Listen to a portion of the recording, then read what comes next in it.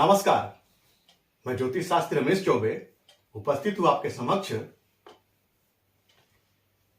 गुण मिलान से संबंधित एक विषय को लेकर के। आमतौर पे हम क्या करते हैं कि ऐप के माध्यम से गुण मिलाते हैं और वहां देखते हैं कि गुण कम मिला और मांगलिक दोष है, तो उस शादी को हम कैंसिल कर देते हैं। हम कहते हैं कि शादी मत कीजिए, ये वैवाहिक जीवन ठीक नहीं रहेगा।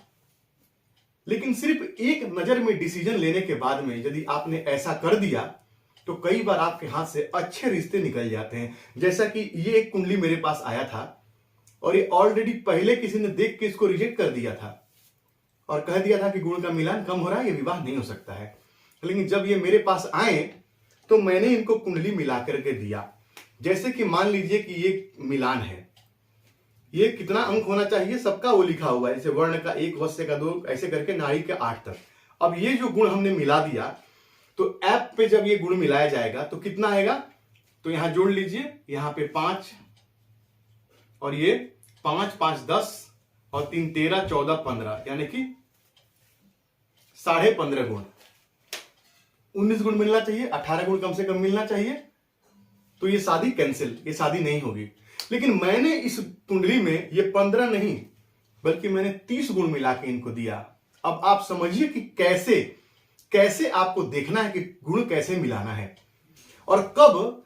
मान लीजिए कि यहां पे नाड़ी दोष आ रहा है, नाड़ी का 0 है और भकूट का भी 0 है, तो कब इनका परिहार हो जाता है ये कैसे देखेंगे आप।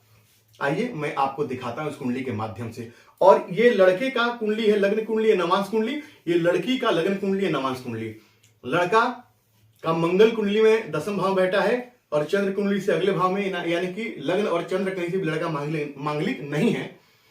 लेकिन लड़की की कुंडली में मंगल कुंडली के 4थे भाव में बैठे हैं और लड़की मांगलिक है। यह भी कारण हो गया कि लड़की मांगलिक विवाह नहीं होगा। अब आइए मैं आपको कुछ विशेष सूत्र बताता हूं। सबसे पहले आप जब गुण मिलान करते हैं कुंडली में तो गुण मिलान पे पूरा फोकस मत कीजिए।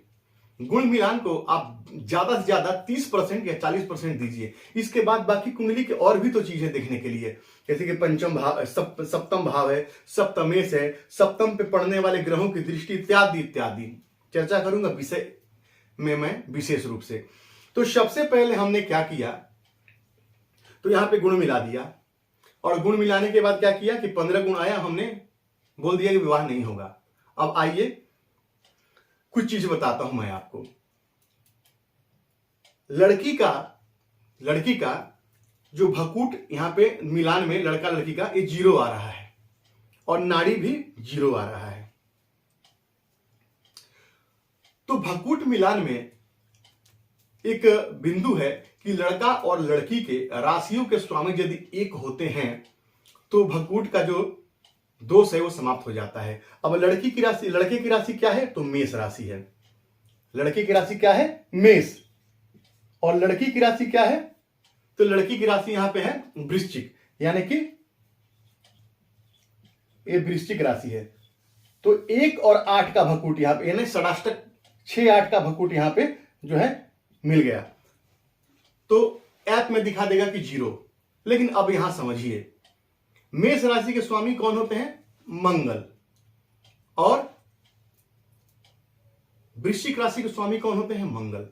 तो यहां दोनों ही राशियों के स्वामी चूंकि एक ही ग्रह हैं तो यहां पे भकूट आपको दिखेगा लेकिन यह भकूट मान्य नहीं होगा। तो यहां भकूट ये क्या होगा, समाप्त हो जाएगा। और जहां पे 0 है यहां पे आप पूरा का पूरा यहां पे आप 7 अंक ले सकते हैं। 7 अंक वो आपको मिल गया, क्योंकि ये 6, 8 का भकूट आपको ऐप में दिखा देगा और आप शादी कैंसिल कर देंगे और अच्छा रिश्ता आपके हाथ से निकल जाएगा। लेकिन चूंकि दोनों राशियों के स्वामी जब एक ही होते हैं तो भकूट दोष नहीं होता है। ग्रह मैत्री अच्छी है तो भी भकूट नहीं माना जाता है। तो मैत्री कितना, तो 5 में 5 है, तो ये बहुत बढ़िया है।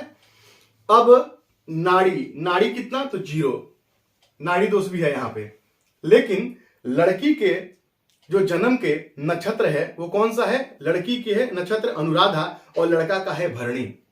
यानी दोनों नक्षत्रों के जो स्वामी है अलग अलग हैं, दोनों नक्षत्र जो है अलग अलग नक्षत्र है, या एक ही नक्षत्र के अलग अलग चरणों में किसी जन्म हुआ है तब भी यहां पे नाड़ी दोष समाप्त हो जाता है। मान लीजिए लड़की का जन्म अनुराधा के 1 में हुआ है और लड़के के अनुराधा नक्षत्र के दूसरे या तीसरे या चौथे चरण में होता तब भी भ्रकुट दोष समाप्त हो जाता।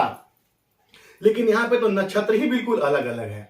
और आगे सुनिए, विशाखा, अनुराधा, भरणी, रेवती, उसके बाद में स्वाति, पुष्य, मृगशिरा, उत्तरा, भाद्रपद, आद्रा और ऐसे और भी कई सारे नक्षत्र हैं और 5-6 नक्षत्र हैं जिसमें जन्म होने पे नाड़ी दोष जो है वो समाप्त माना जाता है। तो यहाँ पे अनुराधा भी है और भरणी भी है, तो लड़की का जन्म अनुराधा में, लड़के का जन्म भरणी में, तो ऐसे भी समाप्त हो गया।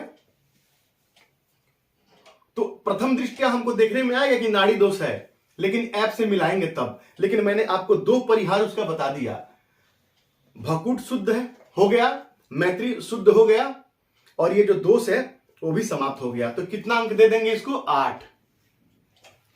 अब कितना हो जाएगा? अब जोड़ेंगे तो कितना हो जाएगा हमारा?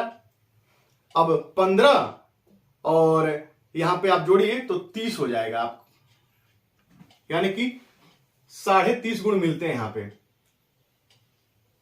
क्यों नहीं शादी होगा? शादी तो होगा, क्योंकि गुण यहां पे कितने मिलते हैं? 30 गुण मिल गए। लेकिन ऐप से आपने मिलाया तो कितने? 15 गुण है। तो अच्छा रिश्ता आपके हाथ से निकल गया और इनके हाथ से भी निकल जाता। तो इस प्रकार से आप ऐप पे विश्वास मत कीजिए, किसी अच्छे ज्योतिषी से राय लीजिए, अच्छे ज्योतिषी से, क्योंकि कई बार अगला वाला भी आपको मिला के बता देगा कि हाँ यहां पे गुण नहीं मिलते हैं, शादी कैंसिल कर दीजिए। अब आइए, दोनों के राशिपति एक ही ग्रह हो तो नाड़ी दोष समाप्त हो जाता है। दोनों के राशिपति एक ही हो तो नाड़ी दोष समाप्त हो जाता है। यहां तो मैंने बताया, अब आपको आगे और बता रहा हूं। फिर क्या? सप्तमे स्वगृह होकर नाड़ी दोष समाप्त हो जाता है। सप्तमे से यदि स्वगृह हो तो नाड़ी दोष समाप्त हो जाता है। अब देखते हैं आप यहां पे कुछ।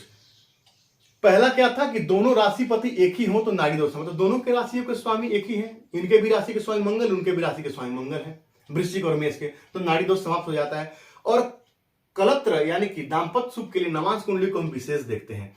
तो नवांश कुंडली में लड़के के क्या है कि सप्तम पति सप्तम भाव में बैठा है, लगन को छोड़िए नवांश में आई सीधा, कहां बैठा है? तो सप्तम पति सप्तम भाव में ही बैठा हुआ है, ये बहुत बढ़िया है, यानी कि नाड़ी दोष समाप्त हो जाता है। तो संतान प्राप्ति में बाधा आएगी? नहीं आएगी। क्यों? क्योंकि ये सारी चीजें होती हैं। अब आइए यहां पे देखिए, क्योंकि मुख्य रूप से हम यही देखते हैं। अब यहां पे पंचम भाव में इनके राहु बैठे हैं और राहु पंचम में और गुरु लग्न में बैठे हैं, 5वीं दृष्टि कहां? तो अपने भाव पे डालते हैं। तो क्या संतान खराब कर देंगे? नहीं खराब करेंगे। लड़की कुंडली पंचम भाव में केतु बैठे हैं और पंचम पति कुंडली के 6ठे भाव में जाके बैठे हैं, लेकिन बृहस्पति इनके केंद्र में बैठे हैं। अब आप कहेंगे बृहस्पति तो नीच के बैठे हैं वहां पे। हाँ, बृहस्पति नीच के बैठे हैं, लेकिन तब भी कोई समस्या नहीं आएगी विशेष रूप से, क्योंकि बृहस्पति जब केंद्र में बैठते हैं तो कई सारे दोषों का वो समन कर देते हैं। मैं उस मांगलिक दोष पे भी आपको आऊंगा, उस पर भी चर्चा करूंगा यहाँ पे आकर के। इसीलिए मैंने कुंडली के साथ साथ जो ये जो गुण मिलान का विषय भी रखा है। अब इनके कुंडली के सप्तम भाव पे थोड़ा आते हैं। सप्तम भाव के स्वामी कौन बनते हैं यहाँ पे लड़के कुंडली में? तो सप्तम भाव के स्वामी बनते हैं शनिदेव। वो कहां बैठे हैं? तो अपने ही कुंडली में बैठे हैं 6ठे भाव में। और दाम्पत्य के कारक कौन से ग्रह होते हैं लड़के कुंडली में? शुक्र। वो कहां बैठे हैं? वो लग्न में बैठे हैं, लग्नेश लग्न में बैठे हैं, शुक्र लग्न में बैठे हैं, गुरु लग्न में बैठे हैं। क्या किसी पापक ग्रह से दृष्ट है? हाँ, वो राहु से दृष्ट है। लेकिन बृहस्पति की दृष्टि कहां पड़ती है? कुंडली के सप्तम भाव पे। शुक्र की दृष्टि, जो दाम्पत्य के कारक होते हैं, उनकी दृष्टि कहां? विवाह के बाद का जो जीवन है वो शुक्र ही चलाते हैं, उनकी भी दृष्टि कुंडली के सप्तम भाव में पड़ती है। और सप्तम भाव पे किसी पापक ग्रह की दृष्टि पड़ती है, 7, 8, 9 केतु की दृष्टि पड़ती है। लेकिन यहाँ पे 2 शुभ ग्रह की दृष्टि पड़ती है और यहाँ पे सूर्य की भी दृष्टि पड़ती है। तो क्या होगा? तो दाम्पत्य जीवन में, किसके दाम्पत्य जीवन में थोड़ी बहुत समस्या नहीं है? सबके है। सभी व्यक्तियों में थोड़ा बहुत वाद विवाद तो होता ही होता है। तो यहां पे भी थोड़ा बहुत वाद विवाद की स्थिति आएगी, लेकिन ये ठीक रह गया, खराब नहीं होगा, क्योंकि कुंडली का चौथा भाव जो है वो पारिवारिक सुखों का है। अब यहां मंगल यहां से बैठ के यहां देखेंगे अपने ही घर को, तो पारिवारिक विवाद थोड़ा बहुत यदि होता भी है तो उसमें बहुत ज्यादा समस्या नहीं आएगी। सब चलते हैं सप्तम भाव नवांश कुंडली पे।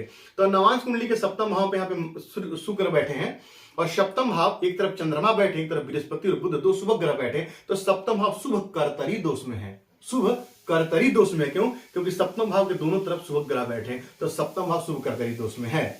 ये बहुत बढ़िया है। चौथे भाव में शनि और मंगल बैठे हैं। अब लड़की की कुंडली में, लग्न कुंडली में मंगल, शुक्र और गुरु बैठे हैं और यहां लड़के के कुंडली में, नवांश कुंडली में शनि और मंगल बैठे हैं।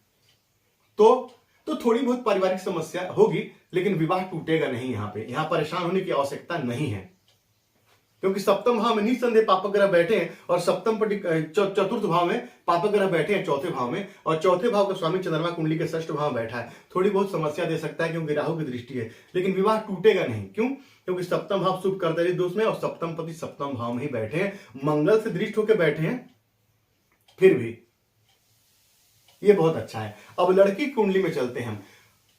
तो लड़की कुंडली देखिए तो लगन जो सप्तम भाव के स्वामी मंगल हैं वो कुंडली के चौथे भाव में बैठे हैं। कैसे बैठे हैं? तो उच्च के बैठे हैं, एक तरफ केतु एक तरफ सूर्य से वो पाप मध्यस्थ में है। मंगल दोष की शांति करवा लीजिए, मंगल दोष का पूजा करवाइए, यहाँ पे अच्छा फल प्राप्त होगा। मंगल यहाँ पे शांत हो जाएंगे, फल आपको अच्छा प्रदान करेंगे, कोई दिक्कत नहीं है। और यहाँ पे क्या करना है कि बृहस्पति से केंद्र में या बृहस्पति के साथ यदि मंगल बैठे तो मंगल दोष लगता नहीं है, लेकिन फिर भी मन की शांति के लिए और चीजों को बेहतर करने के लिए यहां मंगल दोष की पूजा करवा सकते हैं, मंगल शांति पूजन हम करवा सकते हैं, यह बढ़िया होगा। सप्तम भाव पे किसी पाप ग्रह की दृष्टि है तो सप्तम भाव पे राहु की दृष्टि पड़ती है, क्षमा कीजिए 7, 8, 9 राहु की दृष्टि पड़ती है। और किसी पाप ग्रह की दृष्टि है? नहीं है। और किसी पाप ग्रह की दृष्टि सप्तम भाव पे नहीं है। लड़की की कुंडली में दाम्पत्य के जो पति के कारक होते हैं कौन? गुरु, वो पाप कर्तरी दोष में है, यहाँ पे बैठे हुए हैं, कुंडली के चौथे भाव में नीच राशि में बैठे हुए हैं। और दाम्पत्य के कारक जो शुक्र होते हैं वो कुंडली के चौथे भाव में वो दिग्बली होते हैं वहां बैठ करके। तो थोड़ी बहुत समस्या सबके जीवन में रहती है, थोड़ी बहुत उतार चढ़ाव सबके लाइफ में रहता है, थोड़ा बहुत समस्या रहेगा, लेकिन विवाह टूट जाएगा ऐसा नहीं हो सकता। क्योंकि यहाँ नवमांश कुंडली में जब लड़की कुंडली में आते हैं तो सप्तम पति शुक्र बनते हैं, वो कुंडली के छठे भाव में आकर बैठे हैं। और विवाह के जो बृहस्पति जो कारक होते हैं वो कुंडली में यहां बैठ के कुंडली के सप्तम भाव को देखते हैं। तो दाम्पत्य टूटने का यहाँ पे बहुत ज्यादा मुझे आसार नजर नहीं आ रहा है। तो विवाह करने के लिए हम एक स्टेप आगे बढ़ सकते हैं। क्यों? क्योंकि कुंडली में गुणों का मिलान बहुत अच्छा हो रहा है। मैंने हमेशा फोकस किया है क्या?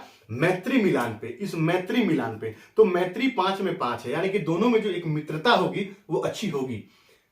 शुरू में हो सकता है कि थोड़ा बहुत समस्या रहे, लेकिन इसको यदि हम कुंडली में कुछ उपाय करके इस कुंडली को बैलेंस कर सकते हैं, इस कुंडली को ठीक कर सकते हैं और कोई दिक्कत नहीं है।